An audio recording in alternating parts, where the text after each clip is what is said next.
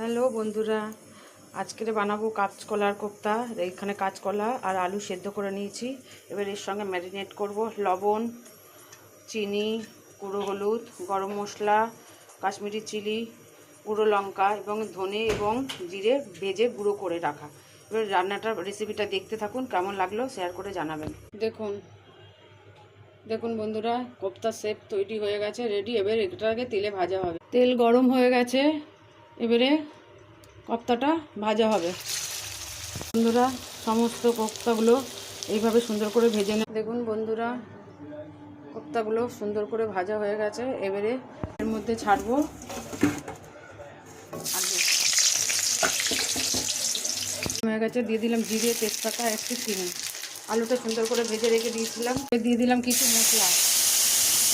মশলাটা সুন্দর কষানো হচ্ছে। কোপ্তা তৈরি। যদি ভিডিওটি ভালো লাগে লাইক, শেয়ার, কমেন্ট।